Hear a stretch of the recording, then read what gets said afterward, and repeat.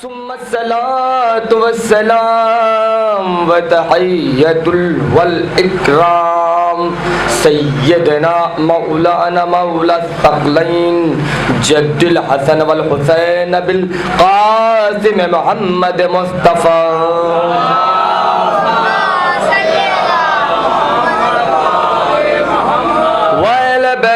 तय्यबीन ताहिरीन अल-मासूमीन अल-मज़लूमीन वलानतुल्लाहि अला आदाइहिम अजमईन मिन यौमिना हाज़ा इला यौमिद्दीन अम्मा बाद फ़क़द क़ाल रसूलुल्लाह सल्लल्लाहु अलैहि वसल्लम व युजद्दिदूनल अज़ा जीलन बाद जीलन फ़ी कुल्ली सनतिन।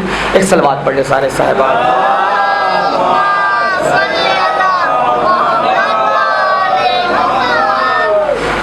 इंतहा वाजिबुल एहतराम सामाईन कराम लायक अदब लायक तासीर लायक सलाम है आप। मैं एक छोटा सा बहुत छोटा सा तिफल मकतब तालिब इल्म आपके सामने अपनी इस्लाह कराने के लिए आ रहा हूँ और इंशाअल्लाह गुज़िश्ता दिनों में भी आता रहूँगा। लेकिन मुझ जैसे तिफले मकतब के हौसला अफजाई करने के लिए जो लोग बाहर के सहन में बैठे हुए हैं, दर में बैठे हुए हैं, वो बुजुर्गवार अगर आ जाए हमारे सामने तो मुझे हौसला मिल जाएगा। एक सलवात पढ़े पर मोहम्मद वाले मोहम्मद। आजो आगे आ जाओ। एक और सलवात पढ़ने।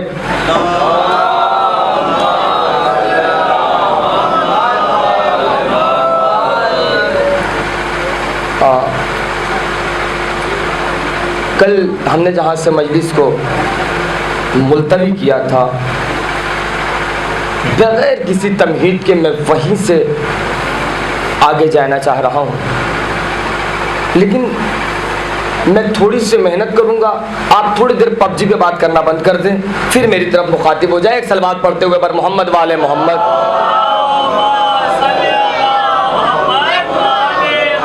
सब लोग करीब आ जाओ, मोहम्मद वाले मोहम्मद सलवात।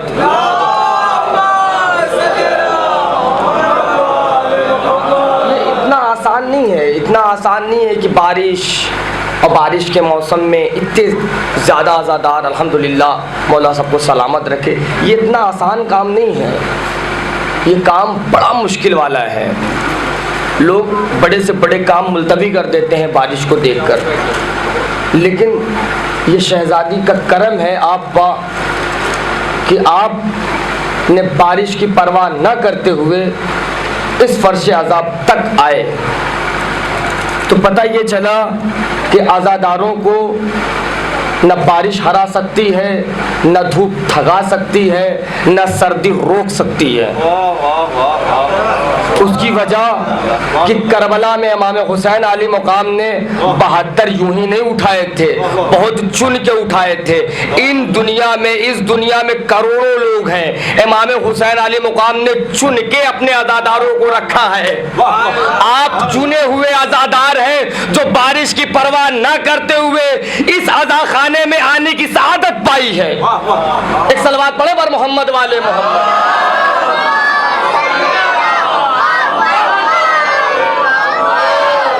आप जमीन की तरफ देखेंगे आपको सवाब नहीं मिलेगा, आप आसमान की तरफ देखेंगे आपको सवाब नहीं मिलेगा। लेकिन अगर आप मिंबर को देखेंगे, आलम मुबारक को देखेंगे तो सवाब मिलेगा। तो आप कोशिश करते रहिए, आलम मुबारक को देखते रहिए, हम आपको देखते रहेंगे। एक और सलवात पढ़ने पर मोहम्मद वाले मोहम्मद।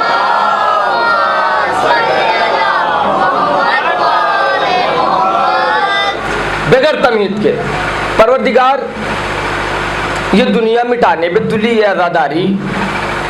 हुजूर ने क्या कहा? मैं ज़मानत लेता हूँ, यहीं तक बात पहुँची थी ना, मैं ज़मानत लेता हूँ। ये आज़ादारी कोई रोक नहीं सकता, कोई ख़त्म नहीं कर सकता। आज दुनिया कह रही है रोना बिदअत, रोना शिर्क, रोना हराम। मैं अपने जवानों तक ये पहुँचाना चाहता हूँ, ये आई कहाँ से? ये फतवा शुरू कब से हुआ?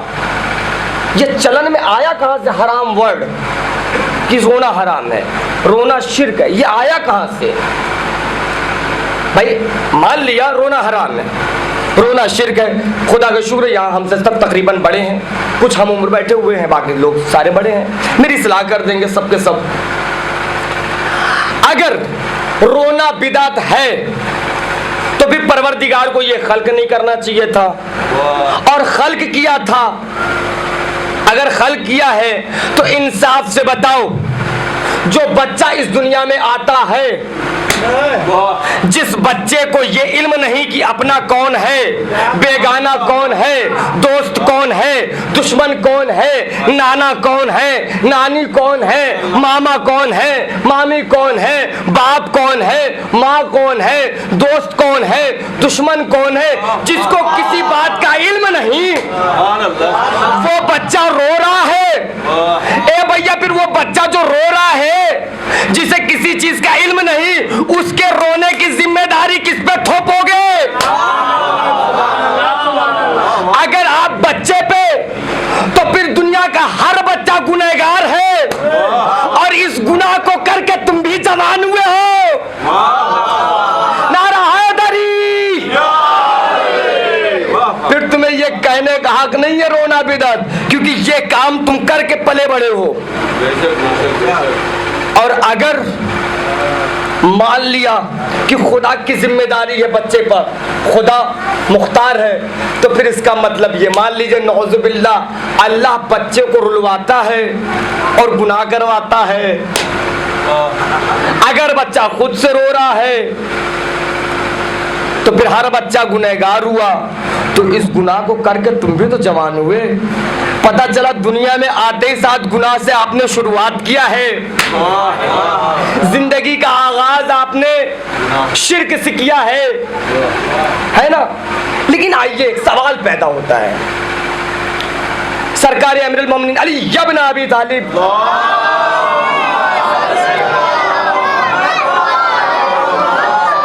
ने इरशाद फरमाया कि दुनिया में जो बच्चा आए, मैं अभी साइंस पे भी बता रहा हूँ, दुनिया में जब बच्चा आए अगर वो कुछ देर न रोए तो अपने दिमाग का 10वां हिस्सा खो देगा। कुछ देर और न रोए तो 50%, कुछ देर और न रोए तो बिल्कुल खो देगा, यानी पागल हो जाएगा। लेकिन कुछ देर और न रोए तो मर जाएगा। तो अब पता ये चला कि जिसके घर पे बच्चा हो, जरा उसके घर पे आलम जाके देखो। घर में लोग इत्मीनान से बैठे हैं, विलादत होने वाली आई, होने का वक्त आ गया, एक रोने की आवाज कान में आई, घर का हर फर्द मुस्कुराने लगा। ए भैया, मुस्कुरा क्यों रहा हो? मुस्कुराते क्यों हो? कहा तुम्हें सुनाई नहीं दे रहा, बच्चा रो रहा है। मैंने कहा बच्चा रो रहा है तो शिर्क कर रहा हूं, उसे डांटो। कहा नहीं, उसने रोया, इसका मतलब वो जिंदा है, वो जिंदा है। और अगर बच्चा नहीं रोया तो फिर पूरा घर टिशू, पूरा घर रोने लगेगा। क्यों भैया, तो अच्छा काम कर रहा, नहीं रो रहा है, शिर्क से मुबर्रा है, बिदात से मुबर्रा है, अच्छी बात है, खुशी मनाओ। कहा नहीं, तुम समझे नहीं। बच्चा अगर कुछ देर ना रो तो पागल हो जाएगा, ज्यादा देर ना रो तो मर जाएगा। तो पता ये चला, रोना दानिश वराना लोगों का काम है, रोना दानिशवरों का काम है, ना रोना पागलों का काम है। रोना जिंदगी की अलामत, ना रोना मौत की अलामत। सलवात पढ़ो पर मोहम्मद वाले मोहम्मद।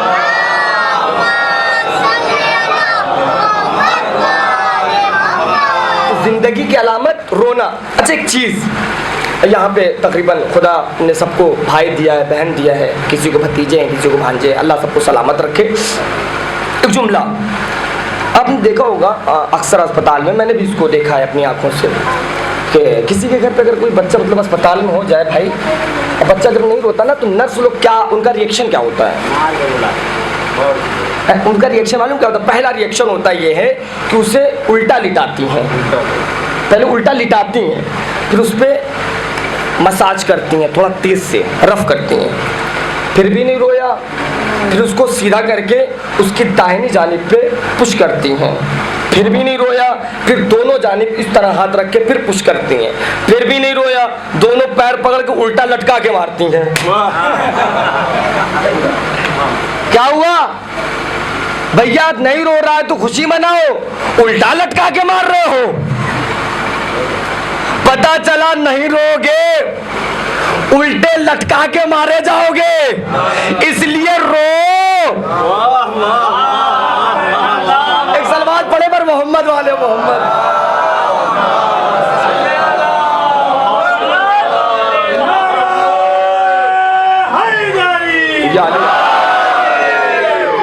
अब आइए, अच्छा रोना बिदात हुआ कहां से? पहले एक हदीस हम आपको सुनाते हैं। इमाम जाफर सादिक अलैहिस्सलाम इरशाद फरमाते हैं,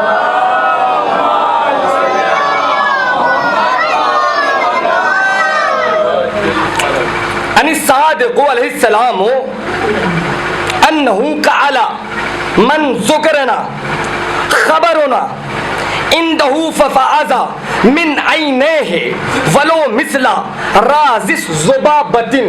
मेरे उस्ताद मोहतरम ने कहा कि गलत पढ़ने से बेहतर ये है कि देख के पढ़ो। गलत पढ़ने से बेहतर ये है कि देख के पढ़ो, इसलिए मैंने देख के पढ़ लिया। ठीक है, इमाम ने क्या फरमाया? अन्नहु काला मन ज़ुकरना खबरना हाज़ा इंदहु मिन ऐनैहि वलो मिसला राज़िस ज़ुबाबतिन। हम अहले बैत के गम को, हमारे मसाइब को बयान करना, खुद रोना और रुलाना सवाब अजीम है। अगर एक कतरा मक्खी के सर के बराबर, सरे मगज मक्खी के पर के भी बराबर आपके आंसू निकले नामे हुसैन पे, तो आप पे जहन्नम हराम है। क्या है? जहन्नम हराम। फिर आगे इरशाद हो रहा है कि गफरल्लाहु ज़ुबहु वला कानत मिसला ज़ब्दिल बहर। आपके तमाम गुनाहें माफ कर दिए जाएंगे। किसकी वजह से? नामे हुसैन पर रोने की वजह से। किसकी वजह से? नामे हुसैन पर रोने की वजह से। अब एक सवाल यहाँ फिर से पैदा हो रहा है। तारीख ने बताया ना कि शहजादे जनाब अली असगर जब इमाम हुसैन लेके आए थे तो यजीदियों में भी रोने का आलम हो गया था, लोग रोने लगे थे। सुना है ना? तो अब ये सवाल फंस गया। अब अगर कोई सवाल कर ले कि भैया आपके इमाम ने तो कहा है कि इमाम हुसैन के नाम पे कोई रोए तो उसके ऊपर जहन्नम हराम, उसकी सारे गुनाहें माफ कर दी जाएंगी। तो अब बताओ, यजीदियों में जब इमाम हुसैन अली मुकाम लेके आए शहजादे जनाब अली असगर को, उधर कुरबला ने तीर चलाने की कोशिश किया तो इधर लोग रोने लगे मुंह फेर के। अब इनके बारे में क्या ख्याल है ना? थोड़ा सा पेचीदा, बहुत नाजुक मराला है भाई। मैं बहुत मेहनत करके, मैं बता रहा हूँ, मैं तिफले मकतब हूँ, बहुत मेहनत करके नताइज निकालता हूँ, कोशिश करता हूँ, थोड़ा सा सहारा दीजिएगा। पता चला उधर भी रो रहे हैं, हम भी रो रहे हैं। तो अब बताओ क्या करना है यहाँ पे? है ना सवाल? अच्छा, एक सलवात पढ़ने पर मोहम्मद वाले मोहम्मद। आई से जगह है इधर।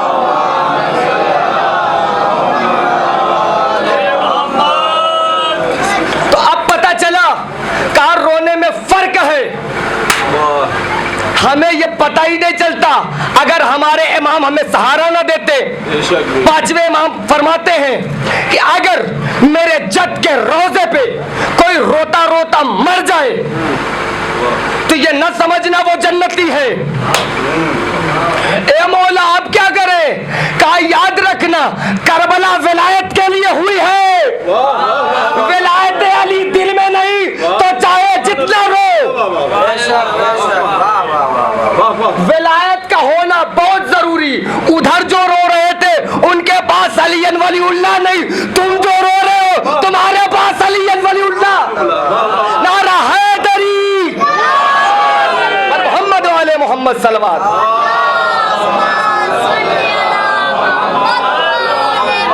यहाँ फासला अली वलीउल्लाह का आ गया। अली वलीउल्लाह अगर नहीं है तो फिर आप चाहे जितना रोए कोई फर्क नहीं पड़ना। अब यहाँ एक सवाल, ये रोना आया कहाँ से? ये राइज कब हुआ? दरअसल हुआ क्या, जंग बद्र में सरकार अमीरुल मोमिनीन अली इब्न अबी तालिब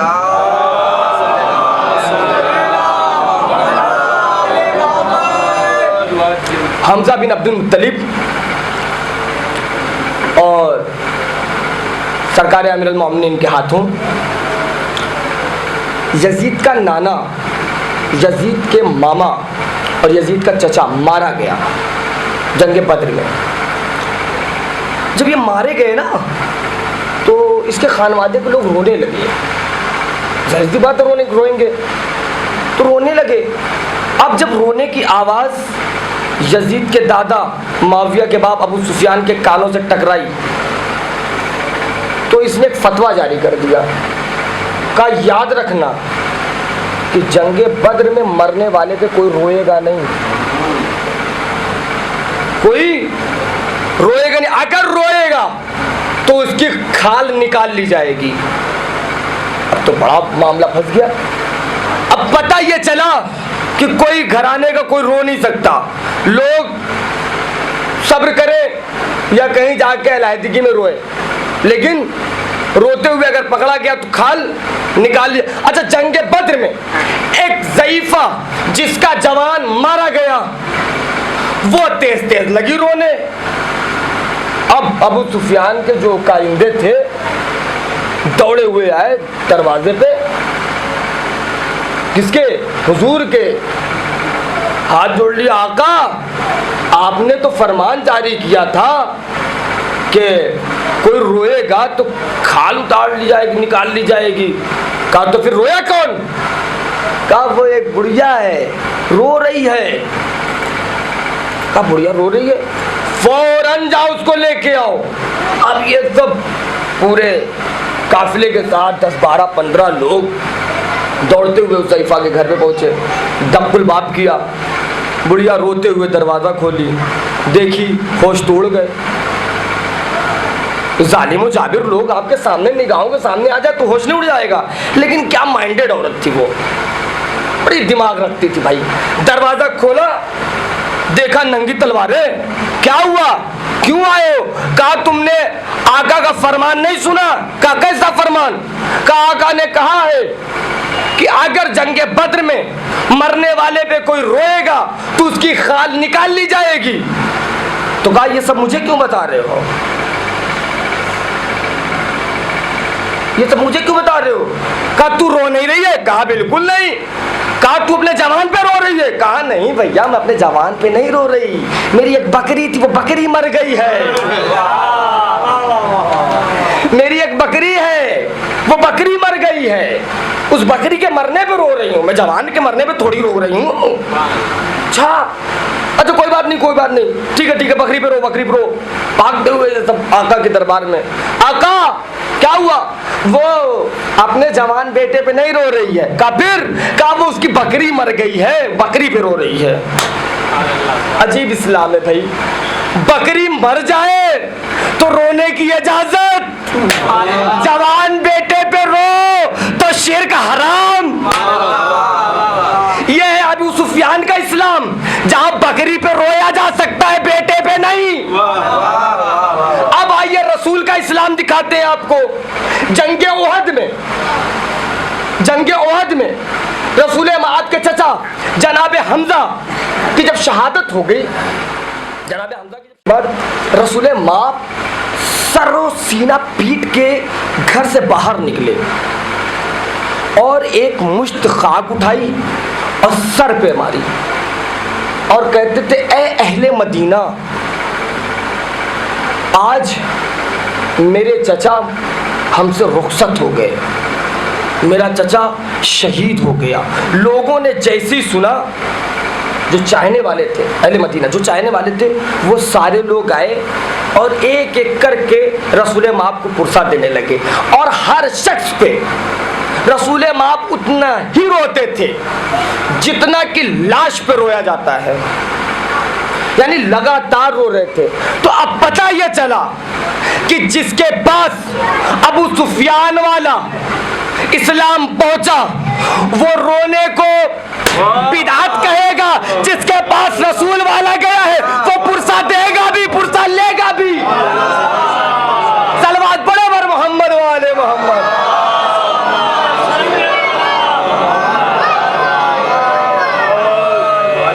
मैं किसी पे कमेंट्स नहीं कर रहा। एक सलवात पढ़े बर मोहम्मद वाले मोहम्मद।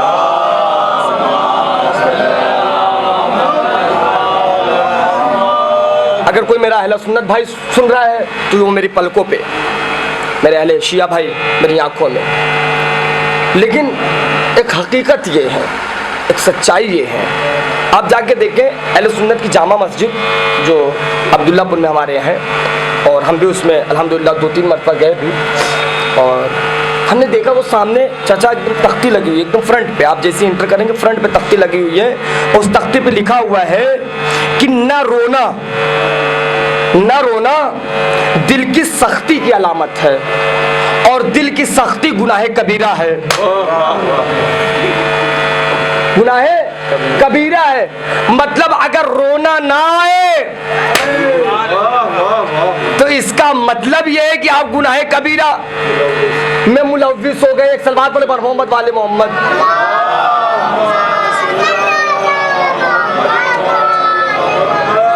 हाँ बहरहाल, हाँ बस एक सलवात और पढ़े पर मोहम्मद वाले मोहम्मद।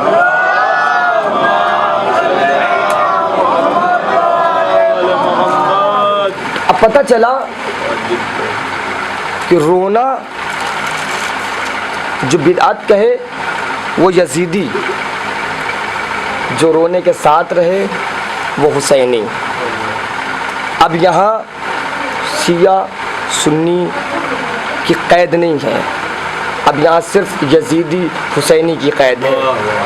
अब यहाँ न कोई शिया है, न कोई सुन्नी है, न देवबंदी है, न बरेलवी है, न हिंदू है, न सिख है, न ईसाई है, बल्कि बस दो रास्ते हैं। एक रास्ते का नाम है यजीद, एक रास्ते का नाम है हुसैन। आइए, मुझे उम्मीद है कि मैंने तकरीबन आधा घंटा मैंने मजलिस पढ़ लिया है, और वक्त मैंने ज़्यादा ले लिया आज, लेकिन फिर भी आज कुछ चीज़ें हैं जिसमें आप मक्कारी कर सकते हैं, मक्र, कुछ चीज़ें हैं। लेकिन रोना एक ऐसी शय है कि जिसमें आप मक्कारी नहीं कर सकते। आपके आँख से आंसू निकल ही नहीं सकता जब तक आपके दिल को ठेस ना पहुंच जाए। आप कितना भी कर लीजिए, हर चीज़ में आप कर सकते हैं, लेकिन रोने में आप कुछ नहीं कर सकते।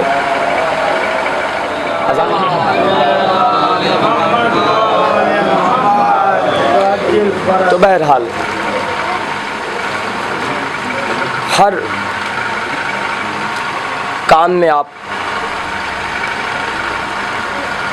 हम मक्कारी तो कर सकते हैं, लेकिन रोने के लिए नहीं। बहरहाल आज 2 मुहर्रम और अय्याम आज़ा के सिलसिले की ये दूसरी नशिस्त जो कि आपसे विदा होना चाह रही है।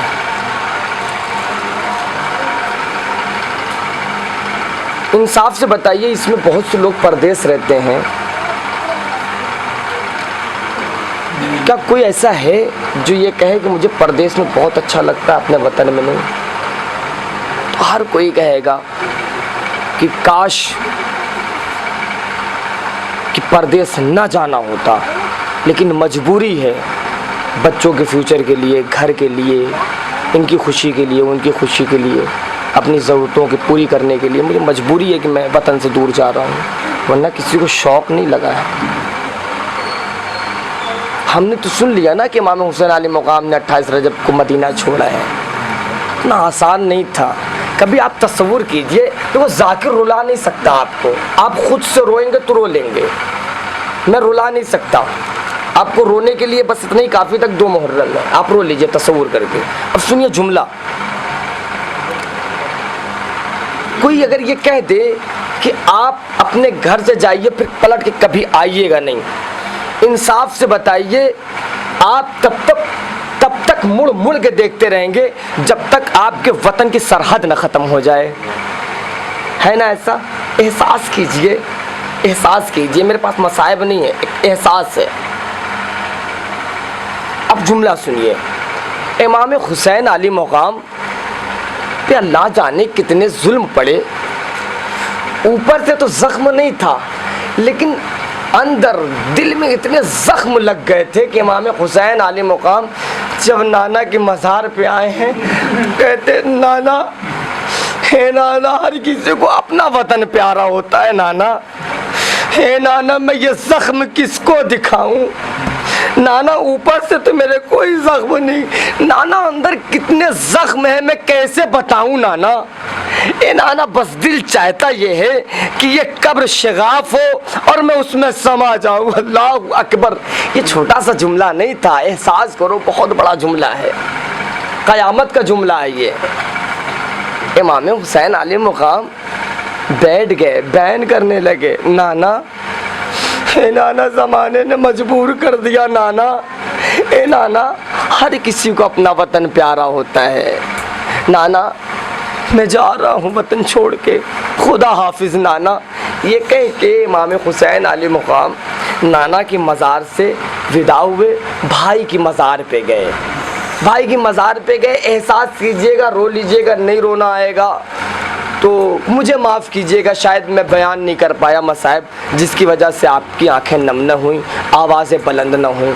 बहरहाल इमाम हुसैन अली मुकाम इमाम हसन अली मुकाम की मज़ार तक आए, भाई की मज़ार पे आए, आगे कहते, हे भैया, तुमने तो देखा था ना भैया, मेरे लिए माँ रात में उठ उठ के पानी दिया करती थी। ए भैया हसन, जरा हुसैन की गुर्बत देखने चलो करबला। कयामत, अल्लाह अकबर, कयामत है मौला के चाहने वालों। एहसास है, एहसास है, जैसे दिल चाहिएगा रो लीजिए, नहीं रोना आ रहा इस वक्त, घर पे जाइएगा, इत्मीनान से एहसास कीजिएगा और रो लीजिएगा।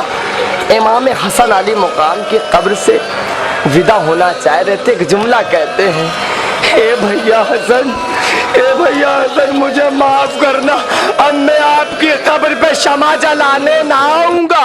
अल्लाह अकबर। ये कह के विदा हो गए। होता है ना, जब किसी के ऊपर जुल्म पड़े, कोई अपना नजर आ जाए, कयामत है मौला के चाहने, अपने जब कोई नजर आ जाए ना, तो फिर दिल चाहता है कि लिपट के रो जाऊं। अभी इधर नाना से विदा हुए, भाई हसन से विदा हुए, आगे बढ़ा, माँ की मजार देखा, बस बर्दाश्त न कर पाए, खाक पे बैठ गए, घुटनियों चल के माँ की कब्र से लिपट के, अम्मा, ए अम्मा, कयामत हो गई अम्मा, ए अम्मा, जमाने ने मजबूर कर दिया, अम्मा तेरा नवाते, अम्मा तेरा लगते जिगर, तेरा बेटा, ए अम्मा वतन से दूर जा रहा है, ए अम्मा अपने बेटे को गरीब होते नहीं देखोगी, ए अम्मा तेरा बेटा गरीब उल वतन होने जा रहा है। अरे ये सुनना था, एक आवाज आई, ए हुसैन घबराना नहीं, अरे तेरे काफिले के साथ ये टूटी हुई पसलियों वाली माँ तेरे काफिले के पीछे पीछे चलेगी।